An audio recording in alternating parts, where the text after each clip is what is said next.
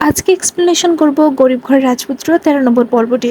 তো মেয়েটা হঠাৎ করে জানতে পারে যে সে অনেক বড়লোক। তখন তাকে অফিসে ডাকা হলে সে তার অফিসে যায় এবং অফিসে যেয়ে সে যেহেতু বস্তিতে থাকতো তাই বস্তির কাপড়-চোপড় দেখে তাকে তাড়িয়ে দেয়। তার যে এক্স হাজবেন্ডের চাচা এবং বন্ধু ছিল তারা চিৎকার করে তাকে তাড়িয়ে দেয় যে, "তোমার মতো ফকিরে এত বড় অফিসে কেন?" তখন মেয়েটি অনুমতি দেয় যেন তাদের তাড়িয়ে দেয় এবং তাদেরকে তাড়িয়ে দেওয়া হয়। এরপর মেয়েটিকে তার কোম্পানির মেইন অফিসে নিয়ে যাওয়া হলো এবং তার বাবার ছবি টাঙানো ছিল তার সাথে দেখা করানো হলো যে এটাই তোমার বাবা, এবং তার বাবার যে ডেস্কে বসানো হলো অ্যান্ড বসানোর পর বলল যে এখন থেকে সকল মিটিং তোমাকে হ্যান্ডেল করা লাগবে। তার আঙ্কেল ওই কথাটা বলল। তখন সে অবাক হয়ে বলে যে আমি তো কোনোদিন এসব কাজ করিনি, আমি কিভাবে হ্যান্ডেল করব। তখন অনিক মানে তার এক্স হাজব্যান্ডের ওখানে একটা মিটিং ছিল।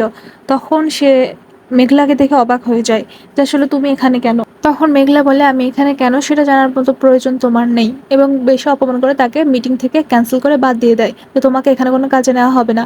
এবং ওই মেয়েটির যে আহ, শাশুড়ি ছিল, এবং শাশুড়ি এবং ননাস, ওরা হচ্ছে একটা মার্কেটে একটা জিনিস চুরির কারণে অপমানিত হয়। তখন মেঘলা অনেক টাকা দিয়ে সেই লোকটাকে তাড়িয়ে দেয়। তখন ওরা অবাক হয়ে যায় যে এর কাছে এত টাকা কিভাবে আসলো। এবং অনেক তার শ্বশুরবাড়ির কাছে যেয়ে বলে যে আমাকে এই কোম্পানিতে কোনো কাজ নেয়নি, আমাদের যে মিটিং ছিল সেই মিটিংটা ক্যান্সেল করে দিয়েছে এবং ক্যান্সেল করে দিয়েছে মেঘলা। তখন তার শ্বশুর বলে যে মেঘলা বস্তি থেকে কিভাবে উঠে এসে এত বড়লোক হয়ে গেল। তাছাড়া অনেকের যে বন্ধু ছিল সে বন্ধুগুলোও অবাক হয়ে যাচ্ছিল যে কিভাবে এত মানুষ বড়লোক হয়ে গেল। অনেক তখন মেঘলার কাছে যেয়ে প্রশ্নপাত করে যে তুমি এত বড়লোক কিভাবে হয়ে গেলে, সেদিনকে নাইট ক্লাবে যেয়ে কি বড়লোক হলে। দেখা যাক সামনে পর্বে যে কি দেখা যায়।